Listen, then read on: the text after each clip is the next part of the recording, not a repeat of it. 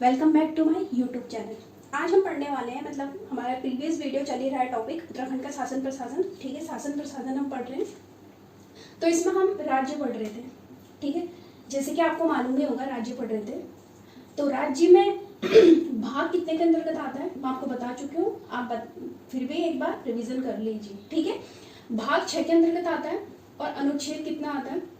अनुच्छेद आता है 152 से 237 तक का।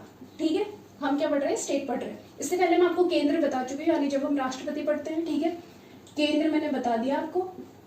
केंद्र जो है यानी संघ है। ठीक है, भाग कितने के अंतर्गत आता है? 5 के अंतर्गत आता है। ठीक है, अनुच्छेद यानी आर्टिकल कितने के अंतर्गत आता है? 52 से 151 तक का। ठीक है, जिसमें मैंने राष्ट्रपति आपको बताया है। ठीक है, तो जैसे कि हम स्टेट पढ़ रहे हैं यानी भाग 6 पढ़ रहे हैं, इससे मैंने प्रीवियस वीडियो में बता दिया है। ठीक है, जैसे मैंने क्या बताया, पहला राज्य की कार्यपालिका। ठीक है, राज्य की कार्यपालिका। दूसरी मैंने बताई थी राज्य की विधायिका। ठीक है, राज्य की विधायिका। और तीसरा मैंने क्या बताया था? राज्य की न्यायपालिका। ठीक है, राज्य की न्यायपालिका। ये चीजें मैं आपको बता चुकी हूँ प्रीवियस वीडियो में। ठीक है, राज्य की कार्यपालिका मैंने कितने आर्टिकल के अंतर्गत बताया था? 153 से 167 तक का। और राज्य की जो विधायिका है वो कितने आर्टिकल है? 168 से 212 तक का। ठीक है, 212 तक का मैंने ये बताया था। और राज्य की जो न्यायपालिका है यानी जिसमें हम हाई कोर्ट पढ़ते हैं, ये किसके अंतर्गत, ये कितने आर्टिकल के अंतर्गत आता है? 214 से 237 तक का। ठीक है, ये मैं आपको बता चुकी हूँ। हाँ, अब मैं आज का जो पहला पॉइंट है मैं कल बता चुकी हूँ, आज भी मैं उसका रिवीजन कर रही हूँ, मतलब बता रही हूँ आपको। ठीक है, आप प्रीवियस वीडियो देख सकते हो तो आपको तभी ये चीजें समझ में आएंगी। ठीक है, तो आर्टिकल 153 में क्या लिखा है? प्रत्येक राज्य का एक राज्यपाल होगा। ठीक है, बिल्कुल सही है, प्रत्येक राज्य का एक राज्यपाल होगा। ठीक है, एक राज्यपाल होगा। लेकिन प्रत्येक राज्य का एक राज्यपाल होगा, लेकिन 2 राज्यों का भी तो एक राज्यपाल हो सकता है ना। 2 राज्यों का भी तो एक राज्यपाल हो सकता है, क्योंकि इसके लिए मैंने बताया था 7वां संविधान संशोधन। ठीक है, 7वां संविधान संशोधन कराया गया कब? 1956 में। ठीक है, इसके अंतर्गत क्या है कि 2 राज्यों का एक राज्यपाल होगा। ठीक है, इसमें क्या लिखा है? 7वां संविधान संशोधन 1956 कराया गया, जिसमें क्या लिखा गया है? 2 राज्यों का एक राज्यपाल होगा। ठीक है, अब आते हैं हम आर्टिकल 154 के अंतर्गत। ठीक है, 153 पढ़ लिया, 154 क्या है? इसमें राज्यपाल की कार्यपालिका शक्ति। ठीक है, राज्यपाल की कार्यपालिका शक्ति आर्टिकल 154 के अंतर्गत। जैसे अब मैं आपको थोड़ा सा केंद्र बता देती हूँ। ठीक है, जैसे मैंने कहा ना कि प्रत्येक राज्य का एक राज्यपाल होगा, 152 के अंतर्गत आता है, तो वैसे ही 52 के अंतर्गत क्या आएगा? भारत का एक राष्ट्रपति होगा। ठीक है, याद आया आपको? कुछ प्रीवियस वीडियो में आपको बता चुकी हूँ, जिसमें क्या लिखा है? भारत का एक राष्ट्रपति होगा। ठीक है, अब देखो, जैसे आर्टिकल 54 है ना, राज्यपाल की कार्यपालिका शक्ति होगी। ठीक है, तो आर्टिकल 53 में क्या था?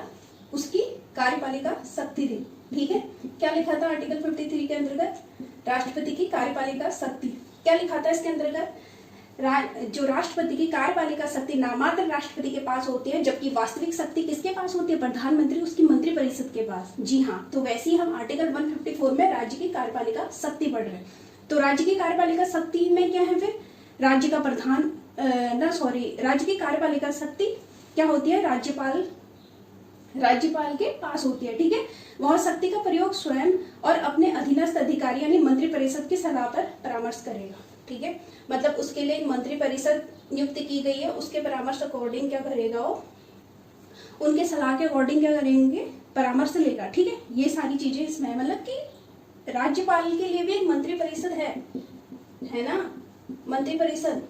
जैसे कि यहाँ प्रधानमंत्री हो गया ना, यहाँ हो गया प्रधानमंत्री, और यहाँ राज्यपाल। तो राज्यपाल के लिए भी मंत्रिपरिषद का जो मुख्य, मतलब जो प्रधान होता है, कौन होता है? बताइए। मुख्यमंत्री होता है ना, ठीक है, मुख्यमंत्री होता है। तो वैसे ही उसका मतलब जो जो इनकी मंत्री परिषद होती है, इसका प्रधान मुख्यमंत्री होता है स्टेट में, और जो जो हम केंद्र में पढ़ रहे हैं, सेंटर में यानी संघ में पढ़ रहे हैं, तो कार्यपालिका शक्ति नामात्र राष्ट्रपति के पास होती है, जबकि वास्तविक शक्ति प्रधानमंत्री उसकी मंत्रिपरिषद के पास होती है। ठीक है, अब क्या है आर्टिकल 155 सॉरी, क्या होगा आर्टिकल 155 में? फिर आर्टिकल 155 में क्या होगा?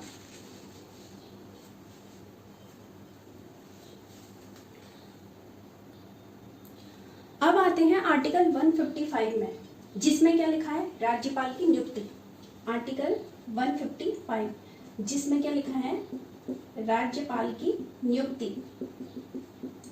ठीक है, उधर राष्ट्रपति के 154 में क्या था? राष्ट्रपति का केंद्र में राष्ट्रपति का निर्वाचन मंडल। ठीक है, राष्ट्रपति का निर्वाचन मंडल पढ़ते हैं 54 में। तो आर्टिकल 155 इधर में देखिए, मैं साथ में आपको केंद्र का भी बता रही हूँ, ठीक है, राष्ट्रपति का भी बता रही हूँ, राज्यपाल का भी बता रही हूँ, ताकि आपको रिवीजन करने में आसानी हो। जी हाँ, ऐसे ही अगर थोड़ा बहुत रिलेट करके पढ़ोगे ना तो आप कभी नहीं भूलोगे। मैं भी ऐसे ही पढ़ती हूँ, ठीक है, दो चीजें रिलेट करके पढ़ती हूँ। हमेशा रिलेट करके भले ही समय लगता है, लेकिन वो हमेशा क्या होता है, थोड़ा दिमाग में छप जाता है। ठीक है, तो आप भी इसको ऐसा रिलेट करके पढ़िए जैसे मैं आपको बता रही हूँ। ठीक है, तो आर्टिकल 155 में क्या लिखा है? राज्यपाल की नियुक्ति कौन करता है? फिर राष्ट्रपति करेगा ना। राज्यपाल की नियुक्ति कौन करता है? राष्ट्रपति करता है। ठीक है, और ये राष्ट्रपति का क्या होता है? प्रसाद पर्यंत होता है, मतलब कि ये कभी भी अपना जो त्याग पत्र है वो राष्ट्रपति को सौंप सकता है। ठीक है, राष्ट्रपति इसको मतलब हटा सकता है। ठीक है, 5 साल से पहले ही कार्यकाल पूरा होने से पहले भी राष्ट्रपति इसको इसके पद से क्या कर सकता है? हटा सकता है। प्रसाद पर्यंत पद धारण करता है। ठीक है, राज्यपाल। एक चीज और, जैसे भारत का जो प्रथम नागरिक होता है ना, भारत का जो प्रथम नागरिक होता है, ठीक है, भारत का जो प्रथम नागरिक होता है वो होता है राष्ट्रपति, है ना, और संवैधानिक प्रधान भी होता है। ठीक है, वैसे ही स्टेट में क्या है? स्टेट में राज्य का प्रथम नागरिक कौन होगा? राज्य का जो प्रथम नागरिक है ना, वो राज्यपाल होगा। ठीक है, और राज्य का संवैधानिक प्रधान भी होगा। ठीक है, राज्य का संवैधानिक प्रधान भी होगा। ठीक है, तो आर्टिकल 155 में क्या लिखा है? राज्यपाल की नियुक्ति है। ठीक है, ये चीज है, और मैंने आपको बता दिया कि राष्ट्रपति द्वारा इसको नियुक्ति किया जाता है। अब आते हैं 156 में। ठीक है, 156 इसमें क्या लिखा है? राज्यपाल का कार्यकाल कितने वर्ष तक का होता है? ठीक है, अच्छा, राष्ट्रपति की पदावधि कब होती होगी? फिर जो पदावधि मतलब कार्यकाल कितने वर्ष तक का रहता होगा, पता है कुछ?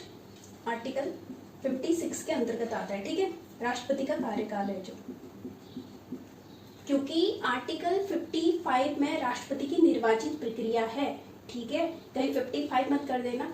राष्ट्रपति का जो कार्यकाल है वो आर्टिकल 56 के अंतर्गत आती है, ना कि 55। हाँ, याद रखना, आर्टिकल 156 में राज्यपाल का कार्यकाल है। ठीक है, कार्यकाल ऑब्वियसली बात है कि 5 वर्ष का होता है, लेकिन इससे पहले राज्यपाल अपना त्यागपत्र राष्ट्रपति को सौंप सकते हैं। ठीक है, 5 वर्ष तक का होता है, और किसी भी समय अपना त्यागपत्र राष्ट्रपति को क्या कर सकता है? सौंप सकता है। ठीक है, आज के लिए इतना ही। तब तक के लिए प्लीज मेरे चैनल में बने रहिए। अगर आपको मेरा कॉन्सेप्ट पसंद आ रहा हो तो प्लीज लाइक और सब्सक्राइब करना ना भूलें। धन्यवाद।